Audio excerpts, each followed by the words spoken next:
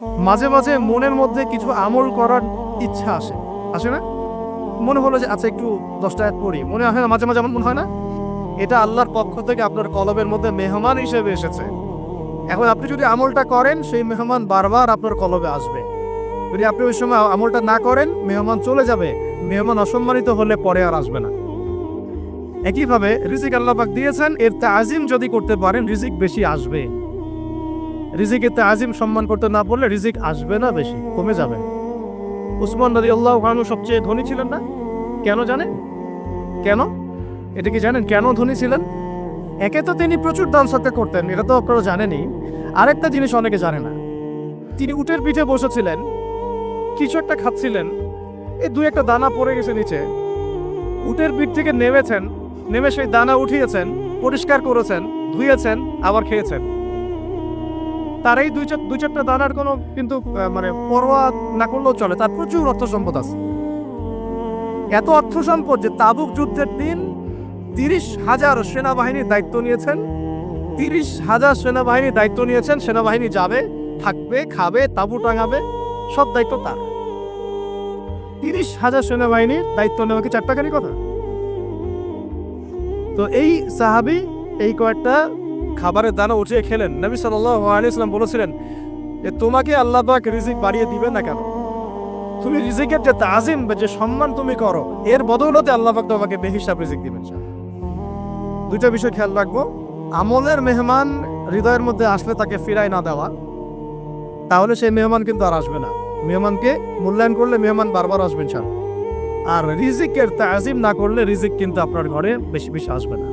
এমনি তো হারামের যুগ, এমনি সুদের যুগ, এমনি ঘুষের যুগ। অলমোস্ট এভরি ফ্যামিলি সুদখোর এখন, অলমোস্ট এভরি ফ্যামিলি। মেয়েরা স্পেশালি যারা শাশুড়ি টাইপের, আপনারা মাইন্ড করেন না, তাদের সাইকোলজি যে এতই নিচে নেমে গেছে এখন যে আমার মেয়ে জাহান্নামে যায় যাক।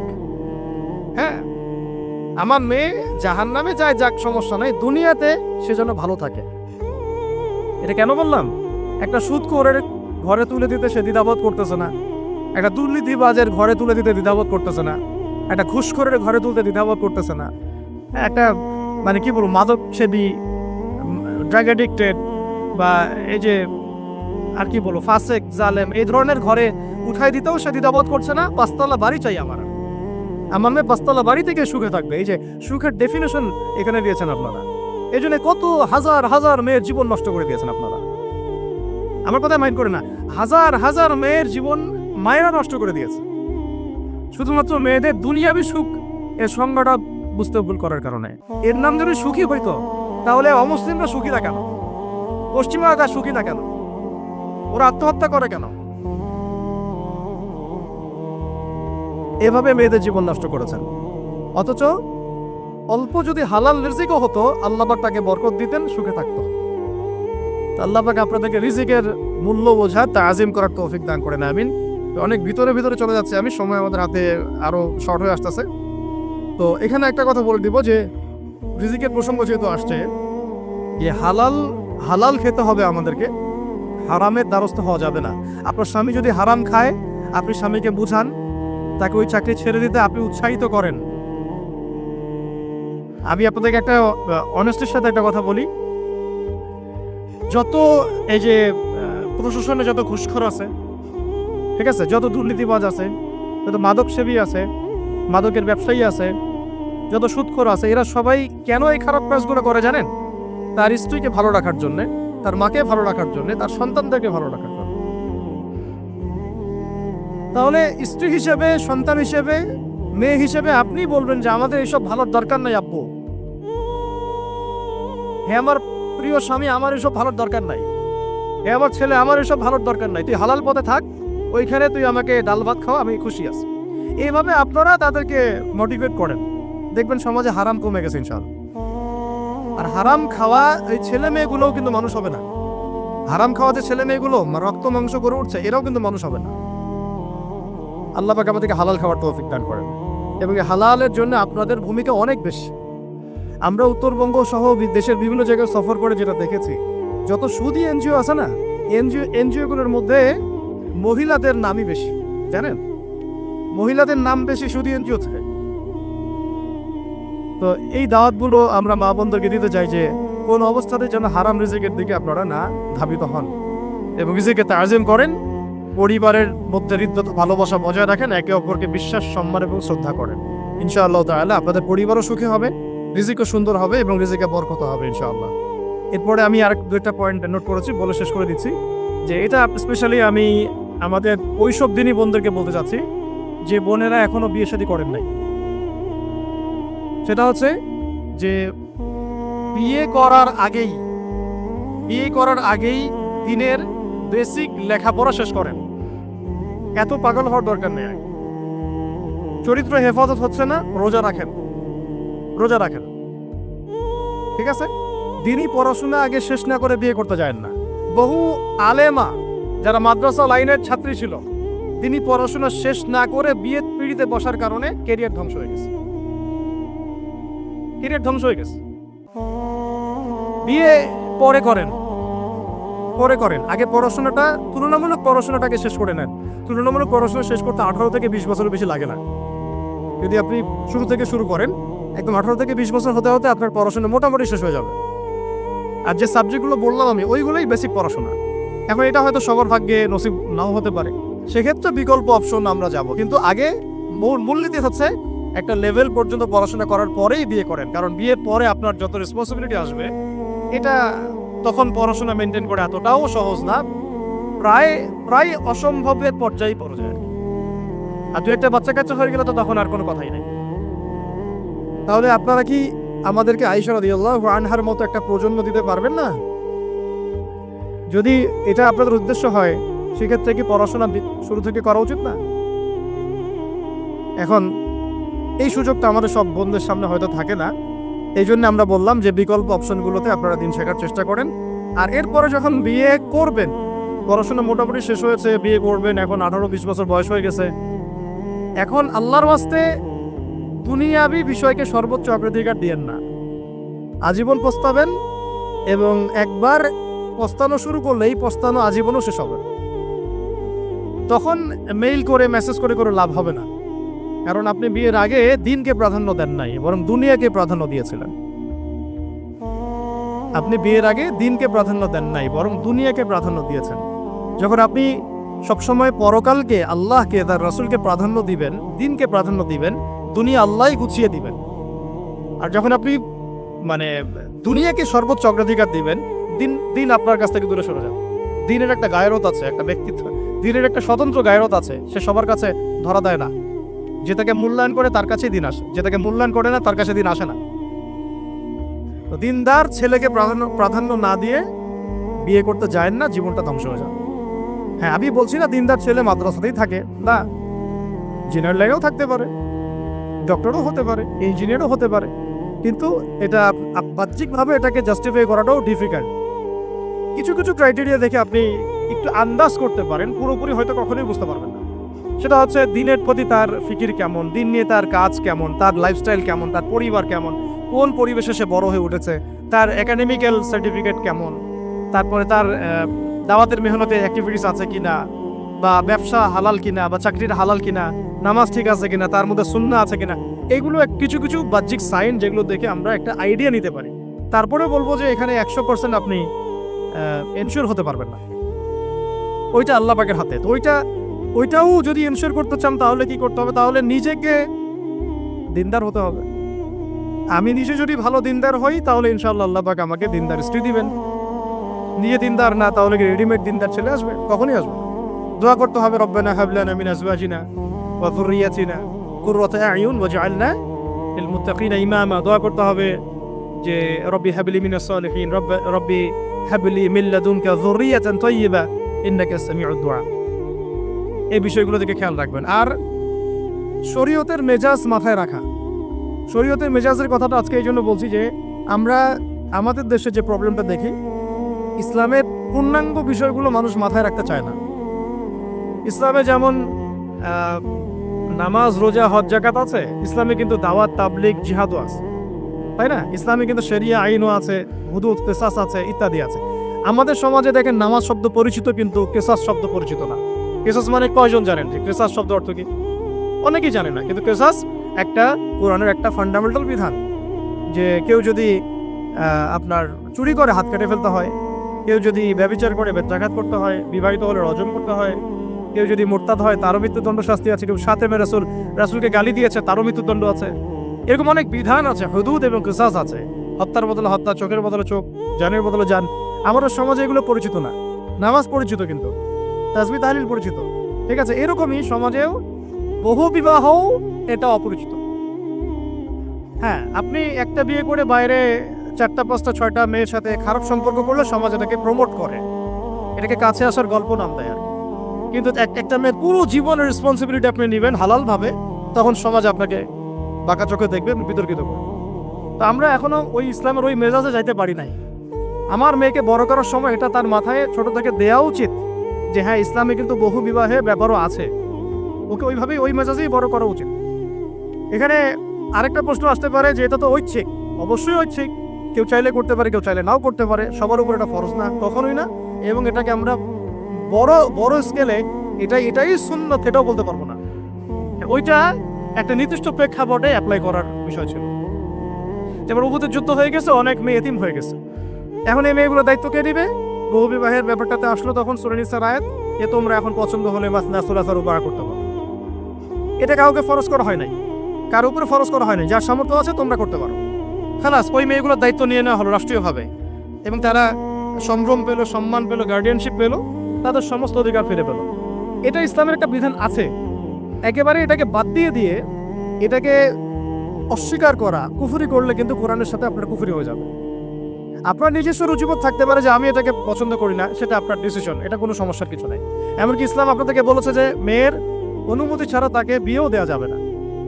সবার নিজস্ব জায়গা থাকতে পারে, কিন্তু ইসলামের প্রত্যেকটা বিধানকে মাথায় রাখা, যেটা ইসলামের একটা অংশ। না হলে আমরা অনেক সামাজিক সমস্যার সমাধান দিতে পারবো না। বাংলাদেশে এখন 6 লক্ষ মেয়ে আছে যারা এতিম, অবিবাহিতা, বিধবা, আরো বেশি।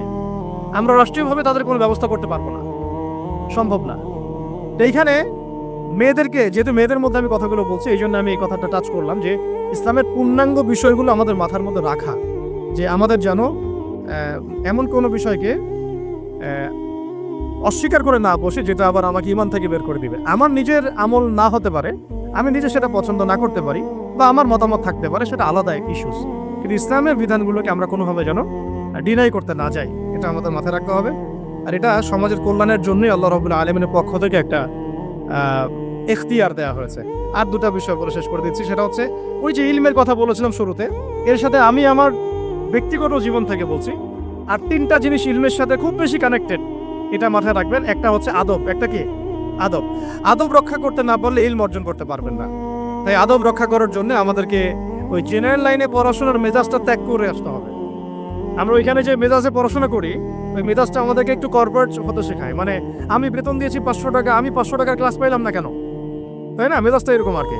অথচ এখানে ওস্তাদের দোয়া নেওয়ার জন্য আমাদেরকে সিরিয়ালে দাঁড়িয়ে থাকতে হবে। এটা হচ্ছে এই প্ল্যাটফর্ম, এটা হচ্ছে ওই অন্য জায়গা।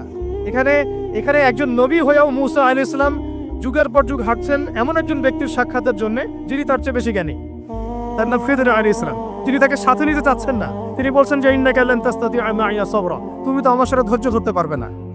কিন্তু মুসা আলাইহিস সালাম তারপরও চললেন, বারবার প্রশ্ন করলেন, কিন্তু শেষ পর্যন্ত সম্পর্ক কিন্তু নষ্ট হয়ে গেল। মনে আছে কি সূরা কাহফের কথা বলছে। এটা হচ্ছে এই ইলমের জায়গাটা এমন একটা ইলমের জায়গা যেখানে আদব রক্ষা না করলে ইলম পাওয়া যাবে না। আরেকটা বিষয় হচ্ছে তাসকিয়া, ইলম অর্জন করে ওস্তাদের কাছ থেকে দোয়া নেওয়া এবং আত্মশুদ্ধি অর্জন করা। মনের মধ্যে কোনো হিংসা না রাখা। আমাদের সবার এখন মনের মধ্যে যে হিংসা দিয়ে ভর্তি, হিংসাগুলোকে ছেড়ে দেন, মন বড় করে ফেলেন, আল্লাহর জন্য ছেড়ে দেন। হিংসা ত্যাগ করেন, গীবত করা বন্ধ করে দেন, অপবাদ দেয়া তো একেবারেই নিষেধ, পরশ্রী কাতরতা ছেড়ে দেন, মনটাকে একদম খালেস করে রাখেন। একদম সাহাবী সম্পর্কে নবীজি বলছেন, এই যে এখন যে সাহাবী ঢুকবে মসজিদে, ও জান্নাতি। সবাই আগ্রহ নিয়ে বসে আছে, কে এসে ঢুকলেন? জান্নাতি। পরের দিনও সেম কথা, এখন যে ঢুকবে সে জান্নাতি। সেম সাহাবী ঢুকলেন, পরের দিনও সেম কথা, এখন যে ঢুকবে সে জান্নাতি। সেম সাহাবী ঢুকলেন, এবার একজন সাহাবী কৌশল করে তার বাসায় গেলেন, দেখি তো কি আমল করে সে। দেখলেন তো রাত্রেবেলা তাহাজ্জুদে উঠতেছে না, এসব নামাজ পড়ে ঘুমায় গেছে, ফজরের নামাজে উঠলো। 3 দিন থাকলেন, 3 দিন সেম। তখন তিনি বললেন, আচ্ছা ভাই, তোমার ব্যাপারে নবীজি এরকম মন্তব্য করেছেন, তোমাকে তো এমন করে খাস আমল করতে দেখলাম না। তো তিনি বলছেন, আচ্ছা একটা বিষয় হতে পারে, আমি অত বেশি আমল হয়তো করি না, কিন্তু আমি যখন ঘুমাতে যাই আমি সবাইকে মাফ করে দিয়ে ঘুমাই। মন ফ্রেশ, মনটা থেকে সব বের করে দেওয়া, এটা তাসকিয়া, এটা ইলমের সাথে সম্পৃক্ত। আল্লাহ পাক আমাদের সবাইকে এই বিষয়গুলো বোঝার তৌফিক দান করেন। আর এরপরে আমি বলবো যে সন্তান প্রতিপালনে যত্নশীল হন, কারণ এরপরে তো আমাদের অ্যাসেট তারাই। এবং মেয়েদেরকে আমি বলবো যে আপনারা বেশি বেশি সন্তান নেবেন। কে শিখাইছে একটা বাচ্চা নিতে হবে, দুটা বাচ্চা নিতে হবে? এগুলো বোগাস কথাবার্তা পশ্চিমারা শিখাইছে। আর নবী সাল্লাল্লাহু আলাইহি ওয়াসাল্লাম কি বলেছেন? আমি সেই নারীদেরকে নিয়ে গর্ব করব যেই নারীরা বেশি বেশি সন্তান জন্ম দিতে পারে। আমি আমার উম্মতের সংখ্যা নিয়ে গর্ব করব। হ্যাঁ, সবার ফিজিক্যাল কন্ডিশন এক না হতে পারে, কিন্তু এই মানসিকতাটা ত্যাগ করতে হবে যে আমার একটাই, দুটি সন্তানের বেশি নয়, একটি হইলে আরো ভালো হয়। এসব পশ্চিমা তন্ত্রমন্ত্র বন্ধ করতে হবে। ঠিক আছে, এরপরে বলবো যে মিডিয়া দিয়ে এই সন্তান প্রতিপালনের ক্ষেত্রে একটা কথা বলে দেই যে প্যারেন্টিং এর অনেক বই বাজারে বের হয়েছে, প্যারেন্টিং টিপস আছে। এই প্যারেন্টিংটা নিয়ে আলাদা ইনশাআল্লাহ একদিন সেশন করবো, এখানে অনেক কথা বলার আছে। সন্তান প্রতিপালন একটা শিল্প, সন্তান প্রতিপালনটা একটা শিল্প, খুব ধৈর্যের কাজ, সবরের কাজ, লেগে থাকার কাজ। সন্তানকে সময় দেয়া, ওর খাবারের দিকে খেয়াল রাখা, ওর মানসিকতার দিকে খেয়াল রাখা, ওর ফিজিক্যাল অ্যাক্টিভিটিস দিকে খেয়াল রাখা, ওর মানে আত্মা দূষিত হয়ে যাচ্ছে কিনা এটা খেয়াল রাখা, ওর ভালো একাডেমিক পরিবেশ নিশ্চিত করা, ভালো ওস্তাদ দেওয়া, ওর সাথে মেশা, ওকে আদর করা, অনেক কিছু আছে। এটা নিয়ে ইনশাল্লাহ আমরা একদিন আরেকটা সেশন করবো ইনশাল্লাহ। সন্তান প্রতিপালনের সাথে আমি বলবো যে প্রচলিত যে মিডিয়াগুলো, এই জি বাংলা, স্টার জলসা, এই যে পিছনে লেখা আছে যে অপসংস্কৃতি, এক কথায় বিজাতীয় অপসংস্কৃতি, এই মিডিয়াগুলো বাসা থেকে বন্ধ করে দেন। একেবারে টেলিভিশনের দরকার নেই বাসা। অনলাইনে আমরাও কিছু কিছু ক্ষেত্রে আসলে আমরাও অনলাইনের মধ্যে ডুবে গেছি। আমি নিজেও ফিকির করছি, চেষ্টা করছি এখান থেকে বের হওয়ার জন্য। আপনারাও বের হন, মানে প্র্যাকটিক্যাল জীবনে আসেন। এটা একটা ভার্চুয়াল জগৎ, এখান থেকে আমরা যা দেখি এটা আমাদের মাথার মধ্যে প্রভাব বিস্তার করে। বহু সামাজিক ঘটনা এবং পারিবারিক অঘটন এই ফেসবুক, ইউটিউব থেকে হচ্ছে। এই কন্টেন্টগুলো দেখা আমাদেরকে বন্ধ করতে, বাস্তবতার সাথে এগুলো কোনো সম্পর্ক নাই। আমাদের কিতাব পড়ার অভ্যাস বেশি করে বাড়াতে হবে, ওস্তাদদের সহবতে যাওয়া, আমল করা, কান্নাকাটি করা, দোয়া করা, ইস্তেগফার করা, আল্লাহর সাথে কানেকশন। আল্লাহ পাক আমাদেরকে মিডিয়ার এই রং ঢং বলি আমি, মিডিয়ার এই রং ঢংগুলো ত্যাগ করতে হবে। মিডিয়া একটা কিছু দেখলে আমাকে কেন কিনতে হবে? কেন আমি একটা মিডিয়াতে দেখলাম যে এরকম একটা নতুন অর্নামেন্টস আসছে, আমাকেই কেন কিনতে হবে? কেন হবে? কেন আমি ওটার জন্য আবার বাসায় চাপ দিব? কেন ওইটা আমি আমার পরিবারে ফাসাদ সৃষ্টি করার কারণ হবে? প্রয়োজন নাই। আর আমাদের মানে মাদ্রাসার মেয়েদেরকেও এসব থেকে দূরে রাখতে হবে, মিডিয়া থেকে দূরে রাখতে হবে। মানে সব মিডিয়া উপকারী না, বরং মিডিয়ার মধ্যে 99% ইসলামিক মিডিয়া না। যদি এটা হতো যে সব এর মধ্যে অ্যাটলিস্ট 10% ইসলামিক মিডিয়া, তাহলে বলতাম ওগুলো অ্যাটলিস্ট দেখেন। এখানে কিন্তু সেই সুযোগটাও পাচ্ছেন না। খুব কম মিডিয়া আমাদেরকে প্রকৃত বিষয়টা শেখায় এবং সত্যের কাছাকাছি নিয়ে আসে। বেশিরভাগ মিডিয়াই প্রতারণাপূর্ণ এবং কর্পোরেট সেকশন, এগুলো থেকে আল্লাহ পাক আমাদেরকে দূরে থাকার তৌফিক দান করেন এবং এই কালচারগুলো ছেড়ে দেন। হিন্দুদের কালচারের সাথে আমাদের কি সম্পর্ক? আমরা মুসলিম, আমরা মুহাম্মদ সাল্লাল্লাহু আলাইহি ওয়াসাল্লামের উম্মাহ। আমাদের সাথে মুশরিকদের কি সম্পর্ক? আমাদের সাথে ইহুদিদের কি সম্পর্ক? আমাদের সাথে খ্রিস্টানদের কি সম্পর্ক থাকবে? আমরা কেন ওদের সংস্কৃতি গ্রহণ করব? কিসের জন্মদিন, কিসের মৃত্যু দিবস, হ্যাঁ, কিসের এসব গায়ে হলুদ, কিসের এসব বৌভাত, এগুলো কি? এগুলোর সাথে আমাদের কি সম্পর্ক? আমাদের সাথে সম্পর্ক হচ্ছে হিজাবের, সালাতের, তাসবির, সিজদার, জায়নামাজের, আতরের, খুশবুর, মিসওয়াকের। আমাদের সাথে এগুলো সম্পর্ক। আমাদের সাথে সম্পর্ক হিজাবের, আমাদের সাথে সম্পর্ক ইসলামিক ক্যালিগ্রাফির, ইসলামিক, আমাদের সাথে সম্পর্ক কোরআনের, হাদিসের, সিরাতের, লেখাপড়া, ইলমি পরিবেশের, তাসাউফের। এগুলো আমাদের কালচার। তো কালচার খুব ইম্পর্টেন্ট। কালচার থেকে দূরে সরে গেলে আমাদের আকীদা নষ্ট হয়ে যায়। আল্লাহ পাক আমাদেরকে আমাদের কালচার ধরে রাখার তৌফিক দান করেন।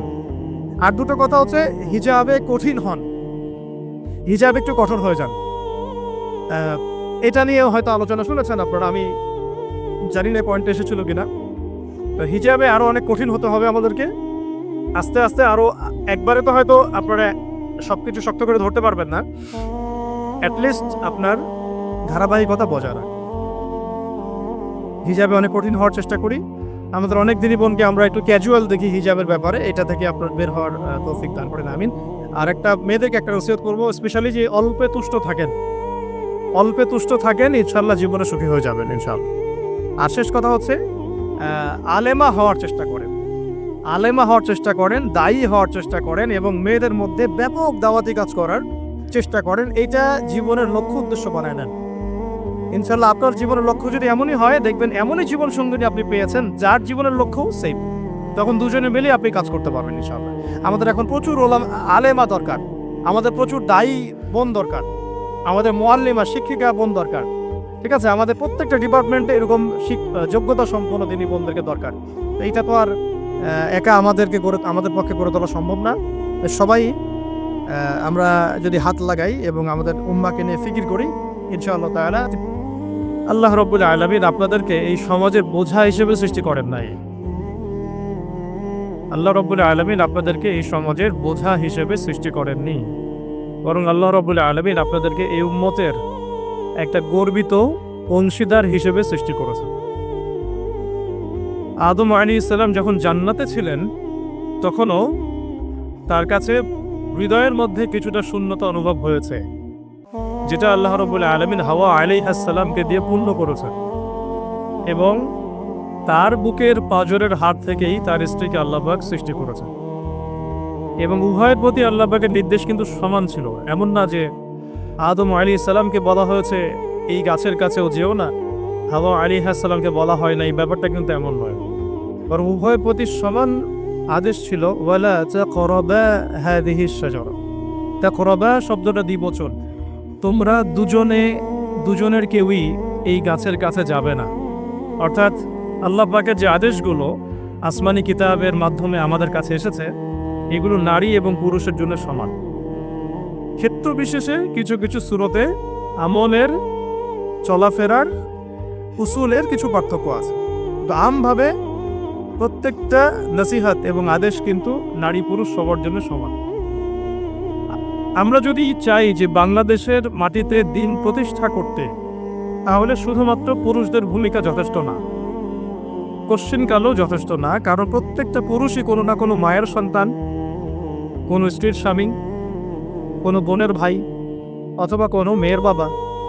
তাহলে যদি শুধু পুরুষবাচক শব্দে আমরা সমাজ সংস্কার করতে যাই, আমরা ব্যর্থ হব। দুঃখের সাথে বলতে হচ্ছে, এটা কিছু কিছু ক্ষেত্রে আমাদের আত্মসমালোচনার দরকার আছে। আমরা পুরুষদের মধ্যে যে পরিমাণ মেহনত করছি এবং করার পরিকল্পনা করছি, তার 50% আমরা মেয়েদেরকে নিয়ে ফিকির করছি না।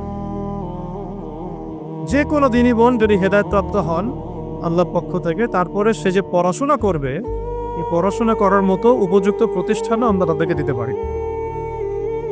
নিরাপত্তা, পর্দা এবং সহজলভ্যতা, যে সহজেই সে জ্ঞান শিখবে, নিরাপত্তার সাথে, পর্দার সাথে, বাসার কাছাকাছি, মাহরামদেরকে সাথে নিয়ে, এমন পরিবেশ কিন্তু হাজারে একটা মেয়েও পাচ্ছে বলে আমার মনে হয় না।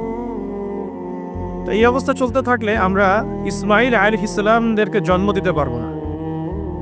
যদি প্রত্যেকটা পরিবারের কর্তা ইব্রাহিম না হন এবং মায়েরা হাজারা আলাইহিস সালাম এবং সারা আলাইহিস সালামের মতো না হন, তাহলে তো ইসমাইলি প্রজন্ম আমরা জন্ম দিতে পারবো না। সেক্ষেত্রে আমরা আল্লাহ পাকের জমিনে দিন প্রতিষ্ঠাও করতে পারবো না। এই পৃথিবীতে আমাদের কাজটা কি? 1 নাম্বার হচ্ছে আল্লাহ পাককে চিনতে শেখা, আল্লাহ পাকের সামনে আত্মসমর্পণ করা, তার নবীর সুন্নতগুলো মেনে চলা, হালাল খাওয়া, একটা আদর্শ পরিবার গঠন করা, সন্তানদেরকে মানুষ করা, দিনের দাওয়াতের কাজ করা এবং দিনটাকে আল্লাহর জমিনে প্রতিষ্ঠার চেষ্টা করা। এছাড়া কি আমাদের কোনো কাজ আছে পৃথিবীতে? বাকি যে কাজগুলো সেগুলো আনুষঙ্গিক এবং সেগুলো ইবাদত হিসেবে গণ্য হবে যদি আল্লাহর জন্য হয় এবং রাসূলের তরিকায় হয়। যেমন কেউ যদি ঘুমায়, ঘুমানোর কাজটাও তো ইবাদত, যদি সেটা রাসূলের তরিকা মোতাবেক হয়। সিম্পল। খাওয়া দাওয়া করা আমরা আমাদের চাহিদায় খাই, কিন্তু এটাও ইবাদত হিসেবে গণ্য হবে যদি খাওয়ার সুন্নাতটা আমরা ঠিকমতো আদায় করতে পারি। তাহলে প্রতিটা কাজই সুন্নাত এবং ইবাদত হবে যদি আমরা সেটা তরিকা ঠিক রাখি। মূল কাজগুলো কি? মূল কাজগুলো হচ্ছে মূল কাজগুলো হচ্ছে 1, এই পৃথিবীতে আল্লাহকে চেনা, আল্লাহকে চিনতে শেখা। 2, আল্লাহ রাব্বুল আলামিনের সামনে শর্তহীন আত্মসমর্পণ, শর্ত সাপেক্ষে না, একদম নিঃশর্ত আত্মসমর্পণ। 3, আল্লাহ পাকের সমস্ত হুকুম আহকামগুলো মেনে চলা। 4, রাসূলুল্লাহ সাল্লাল্লাহু আলাইহি ওয়াসাল্লামের আদর্শ প্রত্যেকটা কাজে বাস্তবায়ন করা, সুন্নতের উপর থাকা। 5, হালাল খাওয়া। 6 আদর্শ পরিবার গড়ে তোলা, 7 সন্তান প্রতিপালন, 8 সৎ কাজে আদেশ, 9 অসৎ কাজে নিষেধ, 10 আল্লাহ পাকের এই জমিনের মধ্যে দিনটাকে প্রতিষ্ঠার চেষ্টা করা, যার যা সামর্থ্য আছে তাই দিয়ে। কেউ জান দিয়ে করবে, কেউ মাল দিয়ে করবে, কেউ কথা দিয়ে করবে, কেউ লিখনে দিয়ে করবে, কেউ প্রয়োজনে আল্লাহর পথে জিহাদ করবে, কেউ প্রয়োজনে শহীদ হবে, যার যেটা স্রোত সে সেভাবে করবে। এছাড়া কি দুনিয়াতে আমাদের কোনো কাজ আছে? এই কাজগুলোর মধ্যে এই কাজগুলোকে যদি আমরা বাস্তবায়ন করতে পারি তাহলে দুনিয়াতেও সফল হব ইনশাআল্লাহ, পরকালেও জান্নাতে যাবো ইনশাআল্লাহ। এই তো এই কাজগুলো যদি আমরা বাস্তবায়ন করতে পারি দুনিয়াতেও সফল হব ইনশাআল্লাহ এবং পরকালেও জান্নাতে যাবো ইনশাআল্লাহ। এক্ষেত্রে এই গন্তব্য হাসিল করার জন্যে যে কাজটা সবার আগে দরকার, এতক্ষণ যেগুলো বললাম, এই গন্তব্যটা হাসিল করার জন্য সবার আগে যে কাজটা দরকার সেটা হচ্ছে শরিয়াতের একটা ন্যূনতম জ্ঞান অর্জন করা। শরিয়াতের ন্যূনতম একটা জ্ঞান অর্জন করা। শরিয়াতের ন্যূনতম জ্ঞান বলতে আমি কি মিন করছি, কি বোঝাচ্ছি? আমি বোঝাচ্ছি কমপক্ষে আপনাকে বিশুদ্ধ করে কোরআন তেলাওয়াত করা শিখতে হবে, 1 নম্বর। এর সাথে আপনাকে আরবি ভাষা কিছুটা হলেও শিখতে হবে যাতে আপনি কোরআনটা বুঝতে পারেন। 3 নম্বর হচ্ছে হাদিস শাস্ত্র পড়ার যোগ্যতা আপনাকে অর্জন করতে হবে, মানে হাদিস পড়াশোনা করতে হবে। 4 নম্বর নবী সাল্লাল্লাহু আলাইহি ওয়াসাল্লামের পবিত্র সিরাত অর্থাৎ জীবনী, এটা আপনাকে পড়তে হবে। মনে থাকবে তো, লিখে নেন। 5 নম্বর হচ্ছে 1 নম্বর কি বলেছিলাম? বিশুদ্ধ কোরআন তিলাওয়াত। তারপরে বলেছি আরবি ভাষা শিক্ষা করা, তারপরে বলেছি হাদিস পাঠ, তারপরে বলেছি সিরাত পাঠ। 5 নম্বর হচ্ছে আকীদা বিশুদ্ধ করা। আকীদার অনেক কিতাব আছে এবং আকীদার আর অনেক দার্সও আছে, এটা নিয়ে আমরা পরে আলোচনা করব ইনশাআল্লাহ। 6 নম্বর হচ্ছে আপনার ইসলামের ইতিহাস পড়াশোনা করতে হবে, ইসলামের ইতিহাসটা পড়াশোনা করতে হবে। 7 নম্বর হচ্ছে ইসলামিক অর্থনীতি পড়াশোনা করতে হবে, ইসলামী অর্থনীতির জ্ঞান রাখতে হবে। 8 নম্বর ইসলামিক পারিবারিক জীবন ব্যবস্থার জ্ঞান অর্জন করতে হবে, ইসলামিক পারিবারিক জীবন ব্যবস্থার জ্ঞান অর্জন করতে হবে। 9 নম্বর সন্তান প্রতিপালন কিভাবে করতে হয়, ইসলামিক প্যারেন্টিং এর জ্ঞান অর্জন করতে হবে। 10 নম্বর হচ্ছে যে ফিকহের জ্ঞান অর্জন করা। ফিকহ মানে হচ্ছে তুলনামূলক যে মাসলা মাসাইলগুলো না জানলে আমরা আমল করতে পারবো না, এই মাসলা মাসাইলগুলো জেনে নেওয়া, যেটাকে আমরা বলি যে ফরজে আইনের জ্ঞান। তাহলে এখানেও 10টা পয়েন্ট বের হয়ে আসলো, তাই না? তাহলে আমার সাথে একটু রিপিট করেন। প্রথমে বলেছি ইলম অর্জনের ক্ষেত্রে আপনাকে কোরআন দিয়ে শুরু করতে হবে। মানে কোরআন যিনি তেলাওয়াত করতে পারেন না তিনি হতভাগা। মুসলিম পরিবারে জন্মগ্রহণ করেও যিনি কোরআন তেলাওয়াত করতে পারেন না, আমি মনে করি না এই পৃথিবীতে তার চেয়ে হতভাগা কেউ আছে, আমি মনে করি না। মানে কোরআনের সাথেই সম্পর্ক নাই, মানে আল্লাহর কিতাবই সে তেলাওয়াত করতে পারে না, তো সে এই পৃথিবীর সম্পদ নয় বরং বোঝা।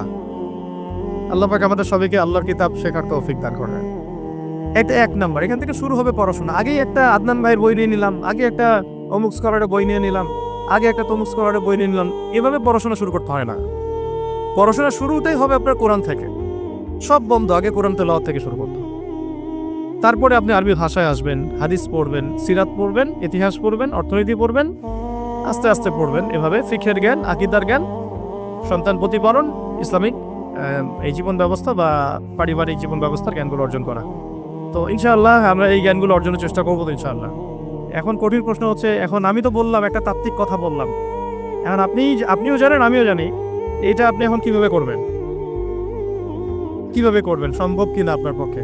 কারণ এখানে অনেকেই, বেশিরভাগই হয়তো বা জেনারেল ব্যাকগ্রাউন্ডের মানুষ, যারা অনার্সে পড়েছেন, মাস্টার্স পড়েছেন বা এখন ফ্যামিলি লাইফে আছেন, কেউ কখনোই মাদ্রাসার দুয়ারেও যেতে পারেন না। এখন যদি আপনি এগুলো শুরু করতে চান তাহলে আপনার সামনে অপশন কি আসলে? আপনি কি আবার শুরু থেকে মাদ্রাসায় ভর্তি হতে পারবেন? উত্তর হচ্ছে না। তাহলে সেকেন্ড অপশন হচ্ছে মাদ্রাসা ভিত্তিক যদি শর্ট কোর্স চালু করা হয়, সেই শর্ট কোর্সগুলো আপনাকে করতে হবে, এছাড়া তো কোনো অপশন নাই। 3 নম্বর আরও প্রশ্ন আসবে, এটাকে আপনি অফলাইনে সব জায়গায় মুভ করে করতে পারবেন? উত্তর হচ্ছে না। যদি আপনার অফলাইনে আপনার সামনে কোনো সুযোগ থাকে তাহলে তো ভালো, যে আপনার বাসার পাশে একটা মাদ্রাসা আছে বা আপনার এলাকাতে একটা সুন্দর মাদ্রাসা আছে, এটা থাকলে তো আলহামদুলিল্লাহ এবং ভালো, আমরা চাই সেটাই হোক। কিন্তু সবার ক্ষেত্রে এটা পসিবল হয়ে ওঠে না। এই কারণে অনলাইনের কোর্সগুলোর দিকেও একটু ফোকাস করতে পারেন, যাতে ঘরে বসে পর্দার সাথে আপনি কোর্সগুলো করতে পারেন। 4 নম্বর পয়েন্ট হচ্ছে এই কোর্সগুলো করলে এবার সব শেখা যায় না। কারণ অনলাইনের কোর্সগুলো তো আপেক্ষিক, এগুলো সব সামনাসামনি বসে তো করানো হয় না, এই কারণে ইফেক্টটা আসে না। এই যে সামনে বসে লেকচার দিচ্ছে এটার যে ইম্প্যাক্ট, এটা অনলাইন লেকচার শোনার ইম্প্যাক্টটা সেম না কখনো। এই জন্য আমরা সবসময় বলি যে ওস্তাদদের সামনে গিয়ে দার্স নেওয়া আর কি। এই সুযোগটা তো সবাই সব মেয়ে পাচ্ছেন না, এই জন্য আমরা আপনাদের প্রতি আহ্বান করব এবং আমরাও উদ্যোগ নেওয়ার চেষ্টা করব যাতে প্রত্যেকটা বিভাগীয় শহরে অ্যাটলিস্ট প্রত্যেকটা বিভাগীয় শহরে মেয়েদের জন্য একটা স্বনামধন্য একটা আদর্শ দিনী মার্কাজ প্রতিষ্ঠা করা যায়, যেখানে অফলাইনে আমাদের দিনী বোনরা এসে সপ্তাহে 2 দিন 3 দিন দিন শিখবেন। এতে ইনশাল্লাহ 1 বছর অনলাইনে পড়ার চাইতে বেশি ফায়দা হবে। কিন্তু এই কাজটা আমার একার পক্ষে করা সম্ভব না, ওনার একার পক্ষে করা সম্ভব। এটা আবার আমাদের সবাইকেই হাত লাগাতে হবে। আমার কাছে এত অর্থ সম্পদ নাই, আমার কাছে কোনো জায়গা জমিও নাই, থাকলে আমরা আল্লাহর রাস্তায় ফি সাবিলিল্লাহ দিয়ে দিতাম। যাদের কাছে আছে তারা এগিয়ে আসেন, প্রতিষ্ঠান গড়ে তোলেন, প্রত্যেকটা এলাকায় একটা করে মেয়েদের মার্কাজ গড়ে তোলেন।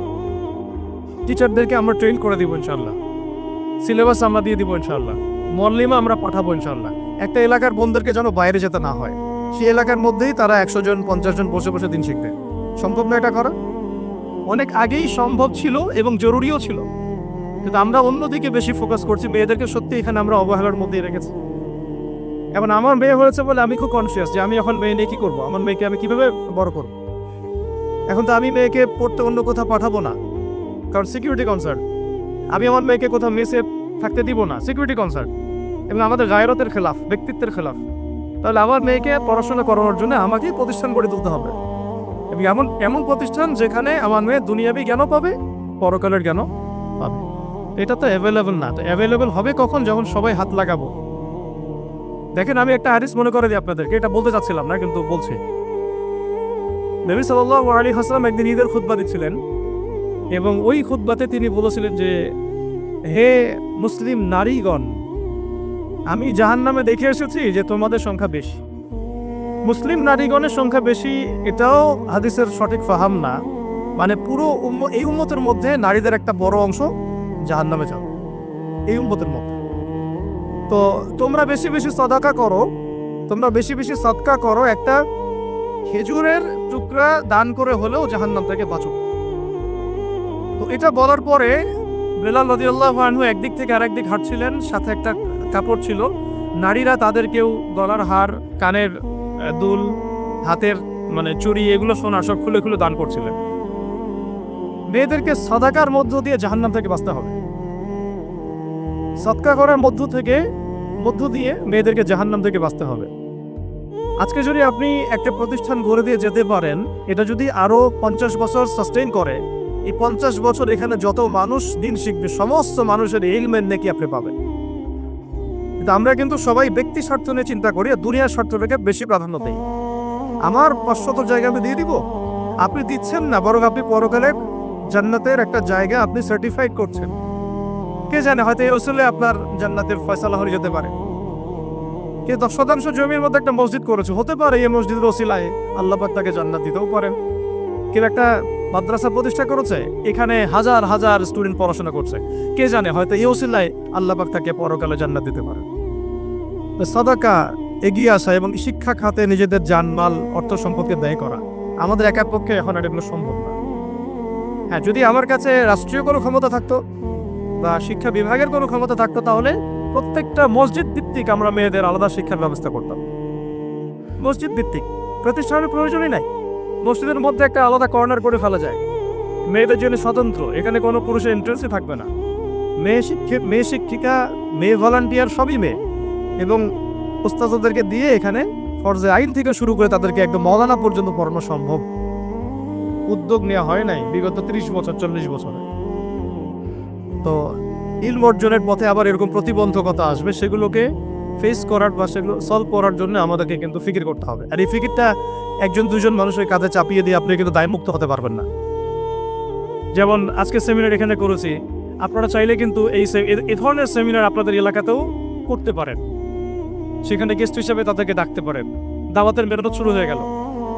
যদি বসে থাকেন যে প্রত্যেক 2 মাস পর ওস্তাদরা আয়োজন করবেন এবং আমরা যাব, তো এটা তো তখন এককেন্দ্রিক কাজ হয়ে গেল।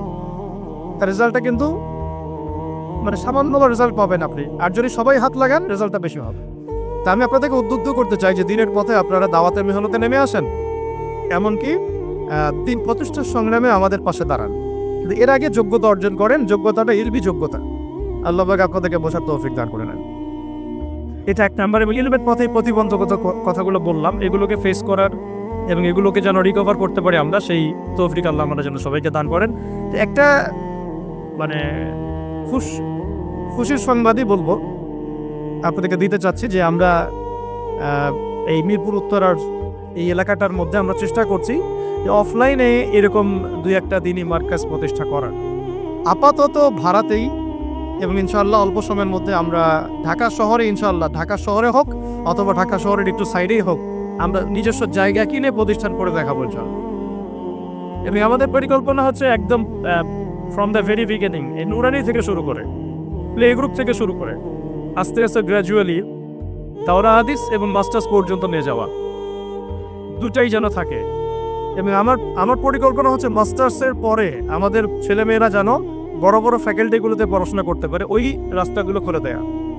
তো এই কাজগুলো আমার একার পক্ষে আসলে সম্ভব না। আপনারা যদি এগিয়ে আসেন সবাই, দিনী ভাইরা, দিনী বোনরা এবং আমাদের বিত্তশালী যারা আছেন, যাদেরকে আল্লাহ পাক সৎ হৃদয় দিয়েছেন এবং দান সদকা করার মতো মানসিকতা দিয়েছেন, ইনশাআল্লাহ আসেন একসাথে হাত লাগে কিছু করি, আল্লাহ পাক করার তৌফিক দান করে।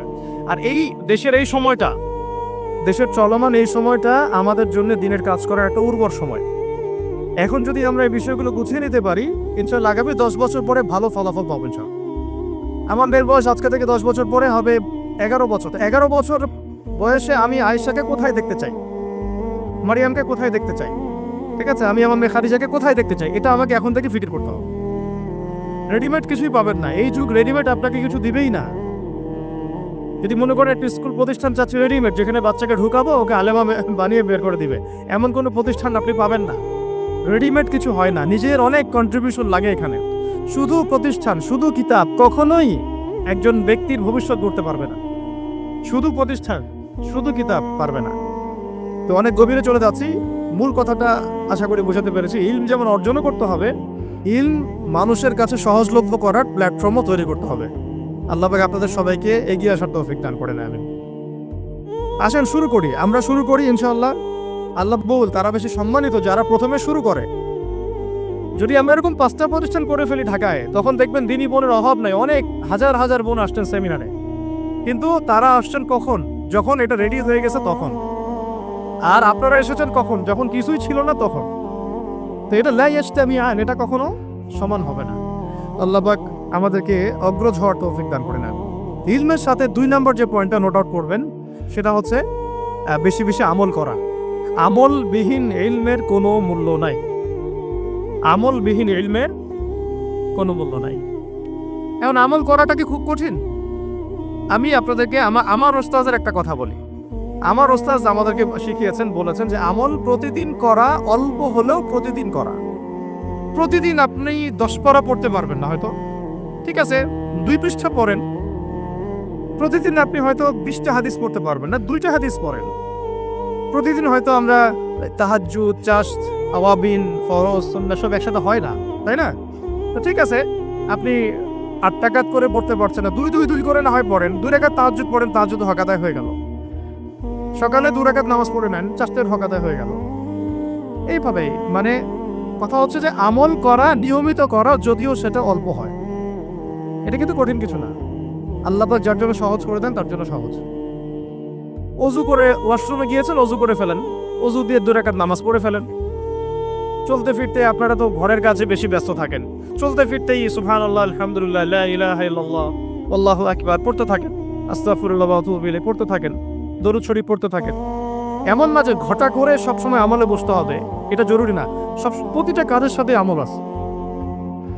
তো সবচেয়ে ইম্পর্টেন্ট আমলগুলো হচ্ছে নামাজ, ফরজ নামাজটুকু, এর সাথে আমি বলবো কোরআন তেলাওয়াত, তাহাজ্জুদ, এর সাথে বলবো যে আদব রক্ষা করা, আখলাক ঠিক রাখা। আদব রক্ষা করা, আখলাক ঠিক রাখা। একজন মহিলার এক্সাম্পল দেব, বেসিক্যালি এটা 2 জন মহিলার এক্সাম্পল, তো আমি একজনের কথা বলছি। একজন সাহাবী এসে নবী সাল্লাল্লাহু আলাইহি ওয়াসাল্লামকে বলেছিলেন যে আমাদের বাসার পাশে একজন মহিলা আছে, প্রচুর ইবাদত করে, কোনো নামাজ মিস নাই, কোনো নফল রোজা মিস নাই, খুবই পরেশগার, খুবই মুত্তাকি, খুবই খুবই উঁচু লেভেলের মুত্তাকি একজন মহিলা বলে মনে হয় আমাদের কাছে, কিন্তু তিনি তার প্রতিবেশীর সাথে ঝগড়া করেন। তিনি তার প্রতিবেশীর সাথে ঝগড়া করেন এবং বাজে ল্যাঙ্গুয়েজ ইউজ করেন। নবী সাল্লাল্লাহু আলাইহি ওয়াসাল্লাম বলেছেন যে তিনি জাহান্নামী। নাউযুবিল্লাহ। আরেকজন মহিলা সম্পর্কে বক্তব্য এসেছিল, আরেকজন সাহাবী বলেছেন যে আমাদের বাসার পাশে একজন মহিলা আছে, তেমন কোনো নামাজ, খুব বেশি ইবাদত করেন না, কিন্তু তার আখলাক চরিত্র খুব নরম কোমল। নবী সাল্লাল্লাহু আলাইহি ওয়াসাল্লাম বলেছেন তিনি জান্নাতি। তাহলে আমরা এই হাদিসটা থেকে বুঝতে পারছি যে আমলের মূল নীতিটা আসলে কি। আমল মানে এই না যে একেবারে সবসময় আমাকে নামাজ, রোজা, হজ, জাকাতেই ফোকাস করতে হবে। আমার আদাব ও মুআশারাটাও অনেক বড় ব্যাপার, চলাফেরা, ওঠা বসা, আমাদের ডিলিংসগুলো। তো এখানে আমি একটু বলবো আপনাদেরকে, কারণ এই যুগটা তো অনলাইনের যুগ, মিডিয়া দ্বারা প্রভাবিত হওয়ার যুগ, বিভিন্ন সিরিয়ালস আমাদের মাথায় এখনো বসে আছে। দেখেছি জীবনে আমরা অনেক সময় কেউ না কেউ, এইগুলো আমার মাথায় কিন্তু ইম্প্যাক্ট ফেলে। এগুলো আমাদের মাথায় ইম্প্যাক্ট ফেলেছে, সমাজ ব্যবস্থা আমাদের মাথায় ইম্প্যাক্ট ফেলেছে, যে পরিবেশে আমরা পড়াশোনা করেছি ওই পরিবেশটা আমার উপর ইম্প্যাক্ট ফেলেছে। সব মিলে আমাদের মাথাটা এখন পুরো দূষিত, আমাদের মাথাটা কিন্তু পুরাই দূষিত, কলবটা আরো দূষিত। এইখানে যে বিষয়গুলো ফোকাস করা দরকার, যে পিতা মাতার সাথে একদম কোমল হয়ে যান, ছেড়ে দেন, নিজের অধিকারে না আসলেও ছেড়ে দেন, পিতা মাতার সাথে কোমল হয়ে যান। পিতা এবং মাতা আপনার জান্নাত জাহান্নামের মাধ্যম। যদি স্বামী থেকে থাকে, স্বামীর প্রতি নরম হয়ে যান, তাকে ছাড় দেওয়া শিখেন। সবচেয়ে বড় কথা, তাকে মহব্বত করা তো অবশ্যই জরুরি, মহব্বতের চাইতেও বেশি জরুরি স্বামীকে বিশ্বাস করা এবং তাকে সম্মান করা। এমন কোনো কথা এবং কাজ না করা যেটা স্বামীর গায়রত বা ব্যক্তিত্ব আঘাত করে। আমি পয়েন্টটা হয়তো বুঝাতে সক্ষম হয়েছি। ভালোবাসা অনেক গুরুত্বপূর্ণ বিষয়, ঠিক আছে, কিন্তু ভালোবাসা শুধুমাত্র একমাত্র গুরুত্বপূর্ণ বিষয় নয়। আরো গুরুত্বপূর্ণ বিষয় হচ্ছে বিশ্বাস, সম্মান এবং আনুগত্য। বিশ্বাস, সম্মান এবং আনুগত্য। এখন বলতে পারে যে আমার স্বামী আমাকে অন্যায় কাজে আদেশ করলে কি আমি আনুগত্য করবো? কখনোই না। যখন স্বামী আপনাকে কোরআন সুন্নাহর দিকে আপনাকে ধাবিত করবেন, তখন আপনি তার আনুগত্য করতে বাধ্য। এটা আপনার জান্নাতে যাওয়ার মাধ্যম বটে। এই হাদিসটা খুব ভালো করে মনে রাখতে হবে যে এই পৃথিবীতে কেউই আল্লাহ পাকের পরে সিজদা পাওয়ার যোগ্য না। এমনকি নবীদেরকে আল্লাহ পাক সিজদা করতে বলেন নাই, কিন্তু সেই নবী আমাদেরকে কিন্তু বলেছিলেন যে যদি আল্লাহ পরে কাউকে আমি সিজদা করতে বলতাম, তাহলে আমি স্বামীদেরকে সিজদা করতে বলতাম। এটাকে তসলিমা নাসরিন স্টাইলে বুঝলে হবে না। ওরা এটাকে এভাবে নিবে যে ইসলাম মেয়েদেরকে দাসত্বের শৃঙ্খলা আবদ্ধ করতে চাচ্ছে, হ্যাঁ, আত্মস্বাধীনতা দিবে না ইত্যাদি। আমরা দেখবো পরকালে আমি জান্নাতে যেতে পারছি কিনা।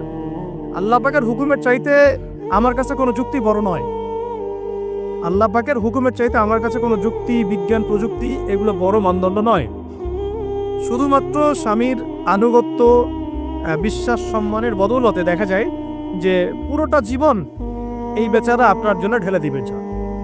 আর এই জায়গায় যদি দেখা যায় ঘাটতি থাকে, তখন কোনো কোনো ক্ষেত্রে ভালোবাসা যথেষ্ট হয়ে ওঠে না। এবং আপনারা জানেন এই শহরে ডিভোর্সের সংখ্যা দিন দিন বাড়ছে। কেন? এইগুলো মেজর কারণ আছে। হ্যাঁ, আমি বলছি না যে সব ছেলেই একেবারে পারফেক্ট, কখনোই না। ছেলেরাও যেমন সাহাবী না, মেয়েরাও সেরকম মহিলা সাহাবী না। কিন্তু সবর, আনুগত্য, নরম কোমলতার কোনো বিকল্প নাই। উভয় পক্ষের জন্যই নসিহতগুলো আর কি, স্বামীর জন্য এবং স্ত্রীর জন্য। আরেকটা বিষয় হচ্ছে যে স্বামীর পরিবার নিয়ে খোঁটা না দেওয়া, স্বামীর যে বাবা মা ভাই বোন এই ব্যাপারগুলো নিয়ে খোঁটা দেওয়া না দেওয়া বা খোঁচাখুচি না করা, এবং তার যে অবদান আপনার প্রতি এটাকে অস্বীকার না করা, কুফরি না করা। একটা হাদিসের মধ্যে নবী সাল্লাল্লাহু আলাইহি ওয়াসাল্লাম কিন্তু বলেছেন যে বেশিরভাগ নারীর জাহান্নামে যাওয়ার কারণ কি? সাহাবীরা জিজ্ঞাসা করেছিলেন, তিনি বলেছেন তারা কুফরি করে। কি কুফরি করে? তারা কি আল্লাহর সাথে কুফরি করে? নবীজি বলেছেন না, বরং তারা সারা জীবন স্বামীর যে দিয়ে যাওয়া যে স্যাক্রিফাইস বা অধিকার, এটাকে হঠাৎ করে অস্বীকার করে বসে, হঠাৎ কোনো একদিন অস্বীকার করে বসে। এটার কারণে দেখা যায় আল্লাহ পাক নারাজ হয়ে যান। আল্লাহ রাব্বুল আলামিন তো একজন ব্যভিচারী নারীকেও জান্নাত দিয়েছেন মাত্র কুকুরকে পানি পান করানোর কারণে। আবার একজন নারীকে বিড়াল বেঁধে রেখে কষ্ট দেওয়ার কারণে জাহান্নামে দিয়েছেন। তো জবান এমনই একটা কঠিন জিনিস, যেটাকে নিয়ন্ত্রণে না রাখলে আমাদের জন্য ক্ষতি হবে। আল্লাহ পাক আমাকে আপনাদের সবাইকে জবান হেফাজতে রাখার তৌফিক দান করে। আর কিছু বিষয় হচ্ছে কিছু শাসন সমাজে থাকে, মানে পরিবারের মধ্যে থাকে। এই শাসনগুলো কখনোই মেয়েদেরকে বিপথে নিয়ে যাওয়ার জন্য নয়, বরং যে আপনাকে মহব্বত করবে সেই আপনাকে শাসন করবে। যে আপনাকে মহব্বত করে সেই কিন্তু আপনাকে শাসন করবে। যার আপনার ব্যাপারে কোনো কেয়ার নাই সে কিন্তু আপনাকে শাসন করতে আসবে না। আপনি কোথায় যান তার তো কোনো যায় আসবে না। আর যে আপনাকে চাইবে, জোর করে টেনে নিয়ে আসতে চাইবে জান্নাতের পথে, সে কিন্তু আপনার উপর মাঝে মাঝে শাসন করতে পারে। ওই অধিকারটুকু দিতে হবে। আর আমাদের মেয়েদেরকে ওই মেজাজেও তৈরি করতে হবে। তো পারিবারিক বিষয়গুলোর ক্ষেত্রে আসছিলাম, এটা একটু পরে আবার আসতেছি ইনশাআল্লাহ, যে ইলমের সাথে আমলটা খুব জরুরি। এবং আমলের ক্ষেত্রে শুধু নামাজ, রোজা, হজ, যাকাত এটাকে আমি মিন করছি না। মিন করছি যে আমার বাবার সাথে সম্পর্ক, মায়ের সাথে সম্পর্ক, আত্মীয়দের হক আদায় করছি কিনা, প্রতিবেশীর সাথে রিলেশন ঠিক আছে কিনা, এবং স্পেশালি পরিবারের স্বামীর সাথে আমার এই বিষয়গুলো ঠিক আছে কিনা। তো এগুলো যদি ঠিক থাকে অল্প আমল যথেষ্ট হয়ে যাবে ইনশাআল্লাহ তাআলা। আল্লাহ পাক আমাদেরকে ইলম অনুযায়ী আমল করার তৌফিক দান করে নেবেন। 3 নম্বর আমি পয়েন্ট নোট আউট করছিলাম মেয়েদের জন্য, যে আমি আমার মেয়েকে নসিহত করতাম যে বেশি বেশি দান সদকা করতে, বেশি বেশি দান সদকা করতে। মেয়েদের জন্য স্পেশালি সাদাকাটা বেশি করা উচিত। ছেলেরা তো সাদাকা করে, কম বেশি কিন্তু করে, যেহেতু তারা বাইরে থাকে। তো আপনারা সাদাকা করার জন্যে যদি স্বামীর অর্থ আপনাদের কাছে নেন, এটা দোষের কিছু না। চেয়ে নেওয়া, বলে নেওয়া, তাদের কাছ থেকে অর্থ নিয়ে সাদাকার একটা অংশ রাখা। দেখেন, আবু বকর রাদিয়াল্লাহু আনহুর নাম তো সবাই শুনেছেন। তিনি যখন খলিফা হয়েছিলেন তখন তার স্ত্রী কিছু কিছু করে সম্পদ জমিয়ে রাখতেন, খাবার জমিয়ে রাখতেন। পরে একদিন ভালো একটা খাবার রান্না করে খাইয়েছেন ওই জমিয়ে রাখা খাবার থেকে। এখান থেকে একটা বিষয় বুঝতে পারলাম, সম্পদ সেভ করা শিখতে হয়। একদম আমার ইনকাম আছে বলে যে একদম পুরো 1 লাখ টাকা ঢেলে দিতে হবে মাসে, জরুরি না। 10,000 টাকা করে সেভ করার চেষ্টা করেন, হয়তো এই 10,000 টাকা একটা পরিবারের ভরণ পোষণের জন্য যথেষ্ট হয়ে যাবে।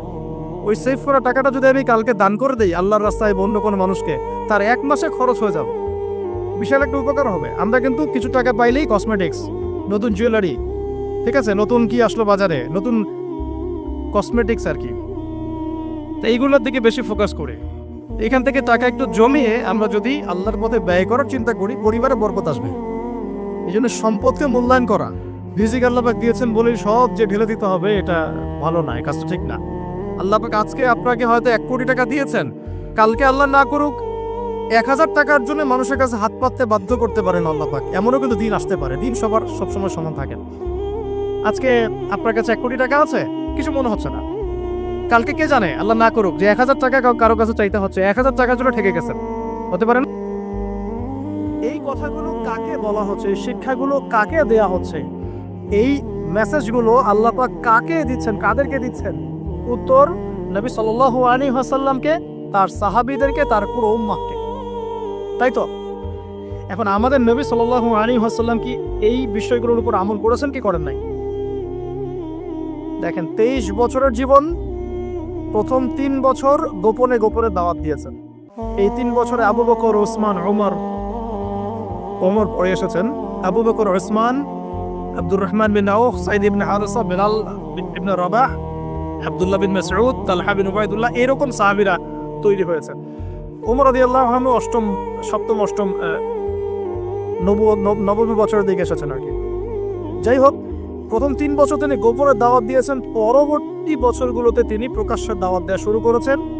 যখনই প্রকাশ্যে দাওয়াত দিয়েছেন, সমাজের মানুষ তাকে নির্মমভাবে অত্যাচার করেছে। তাকে সারা জীবনে 15টা গালি খেতে হয়েছে, তাকে 16 বার হত্যা করার চেষ্টা করা হয়েছে। এক পর্যায়ে সাহাবীদেরকে নির্যাতন সহ্য করতে করতে আবিসিনিয়ায়, হাবাসায় হিজরত করতে হয়েছে। আমার কাছে তো মালয়েশিয়া একটা আবিসিনিয়া মনে হয়। এখন সবাই একটা সেফ জোন হিসেবে এখানে হিজরত করছেন, ইসলামিক পরিবেশ হিসেবে। মাথায় আমরা ওইবার নিয়ে চলি। যদি কখনো দেখি যে আর কিছুই করার নাই, তো ভাই আমার জন্য একটা জায়গা করে দিয়ে, ঠিক আছে। কিন্তু আমি বড় স্বপ্ন দেখি, আমরা ফাইট করতে চাই। আমরা ফাইট মানে কুস্তি লড়তে চাই না, আমরা আদর্শ দিয়ে লড়াই করতে চাই, সমাজ পরিবর্তন করতে চাই। ব্যক্তি পর্যায়ে, ব্যক্তি, পরিবার, সমাজ, এক পর্যায়ে ইনশাআল্লাহ আমরা এমপি মন্ত্রীদেরকে দাওয়াত দিব। তারা যদি ইসলাম কবুল করেন, কালিমার পতাকার ছায়া তুলে আসেন, তারাই থাকবেন সম্মানিত ইনশাআল্লাহ। নবী সাল্লাল্লাহু আলাইহি ওয়াসাল্লাম কি ক্ষমতা চেয়ে নিয়েছেন? বরং আবু জেহেলকে দাওয়াত দিয়েছেন, তুমি ইসলাম কবুল করো, তুমি ক্ষমতায় থাকবে, কোনো সমস্যা নেই। আবু লাহাব, তুমি ইসলাম কবুল করো। উতবা সাহেবা রাদিয়া, তোমরা ইসলাম কবুল করো। তারা করে নাই বলেই তো বদর হলো। তারপরে সমাজ পরিবর্তন, একটা হাদিস আমাকে প্রেরণা যোগায়, সেটা হলো নবীজি বলছেন, তোমাদের সামনে এমন যুগ আসছে, জামানা সবরের, কঠিন সবরের জামানা। ওই যে বলেছে অনেকদিন আগে, ঈমান ধরে রাখাটা হাতের মধ্যে আগুন ধরে রাখার মতো হবে। ওই জামানায় যে ব্যক্তি আমার সুন্নতের উপরে লিল মুতামাসসিক, আমার সুন্নতের উপরে একদম দৃঢ় থাকতে পারবে, আজরুনা খামসিনা শাহীদাম মিনকুম, তোমাদের মধ্যে 50 জন শহীদ সাহাবীর নেকি পাবে। এই জন্য আমরা মাঠে ময়দানে কাজ করছি। করতে করতে করতে করতে যদি কখনো দেখা যায় যে না, আর পসিবল হচ্ছে না, কোনোভাবেই সম্ভব হচ্ছে না, সেক্ষেত্রে এরকম আবিসিনিয়ার মতো জায়গাগুলোতে চলে আসা ছাড়া কোনো অপশন নাই। তো আপনারা তো মাশাআল্লাহ ভালো পরিবেশে আছেন। এই পরিবেশে সাহাবীরা হিজরত করেছিলেন, ঠিক আছে। বাদশা নাজাসী খ্রিস্টান শাসক ছিলেন, মুসলিম ছিলেন না, তারপরেও তিনি তার রাজ্যের মধ্যে ন্যায় বিচার প্রতিষ্ঠা করেছিলেন। আর এখনকার মুসলিমদের কাছে ন্যায় বিচার পাওয়া যাচ্ছে না। আল্লাহ পাক আমাদেরকে হেফাজত করুন। এরপরে টার্নিং পয়েন্ট, মদিনা থেকে কিছু যুবক সাহাবী আসেন আসাদ বিন জুরারা রাদিয়াল্লাহু আনহুর নেতৃত্বে। তারপরে তারা ফিরে যান, পরের বছর 12 জনকে নিয়ে আসেন, তারপরের বছর আসেন 75 জনকে নিয়ে। এরপরে বায়াতে আকুবায়ে কুবরা হয়। বায়াত একটা বিষয় আছে ইসলামে, এটা তো উঠেই যাচ্ছে আস্তে আস্তে, এটা নিয়ে নিচ্ছে কিছু পীর সাহেব, তাই না? কিন্তু অরিজিনালি কিন্তু ইসলামে একটা বায়াতের ব্যাপার আছে। তো নবী সাল্লাল্লাহু আলাইহি ওয়াসাল্লাম সেটা নিয়েছেন। নেয়ার পরে আল্লাহ পাক তাকে আদেশ করেছেন মদিনায় হিজরত কর। তখন তিনি মদিনায় হিজরত করেন, সেখানে গিয়ে মদিনা সনদ করা, মসজিদ নববী নির্মাণ করা, তারপর সাথে চুক্তি করা, একটা রাষ্ট্র যেভাবে ফাংশন করে সব সেখানে হলো। তারপরে সামরিক অভিযান শুরু হলো আস্তে আস্তে। এই করতে করতে কিছু সারিয়া হলো, সারিয়া সাইফিল বাহার, সারিয়া আবুয়া, সারিয়া বুয়াত, এরকম অনেকগুলো সারিয়া হওয়ার পরে এক পর্যায়ে বদর যুদ্ধ হয়েছে। সরাসরি প্রথম বদর হয়নি, কিন্তু বদর যুদ্ধ জয়লাভ, পরে উহুদের যুদ্ধ পরের বছর, এই যুদ্ধের সাময়িক বিপর্যয়। তারপরে খন্দকে বাইন মানে ওরা কিন্তু ফিরে চলে গেল, আমাদের কোনো ক্ষতি করতে পারলো না। তারপরে নবী সাল্লাল্লাহু আলাইহি ওয়াসাল্লাম বলেন, আজকের পর থেকে আমরাই অগ্রগামী হব, ওরা আমাদেরকে কিছু করতে পারবে না। এরপরে সামরিক অভিযান বাড়লো, দাওয়াতের মেহনত বাড়লো, আস্তে আস্তে আস্তে আস্তে মাশাআল্লাহ মাত্র 8 বছর, 8 বছরের ব্যবধানে নবী সাল্লাল্লাহু আলাইহি ওয়াসাল্লাম প্রায় বিনা যুদ্ধে মক্কা জয় করলেন। কোন মক্কা? যে মক্কা থেকে আমাদেরকে চলে আসতে হয়েছে এক সময়। ইসলাম এভাবে বিজয় লাভ করেছে। আর আমাদের জন্য নবী সাল্লাল্লাহু আলাইহি ওয়াসাল্লামের এই মহামানবের জীবনেই হচ্ছে উসওয়াতুল হাসানা। আমাদের জন্য কিন্তু আগেকার মহামানবরা উসওয়াতুল হাসানা নন, যাদের কথা আমরা আলোচনা করলাম, তাদের থেকে আমরা শিক্ষা নিচ্ছি, কিন্তু আমাদের উসওয়াতুল হাসানা হচ্ছেন নবী সাল্লাল্লাহু আলাইহি ওয়াসাল্লাম। তার এই সিরাত, তার এই জীবনী পড়লে আমরা আমাদের ব্যক্তি জীবন, দাওয়াতের জীবন, পারিবারিক জীবন, কখন কি করতে হবে, এই পুরো বিষয়টা আমরা খুব ভালো করে আয়ত্ত করতে পারবো। আল্লাহ রাব্বুল আলামিন আমাদের সবাইকে নবী সাল্লাল্লাহু আলাইহি ওয়াসাল্লামের জীবন থেকে শিক্ষা নেওয়ার তৌফিক দান।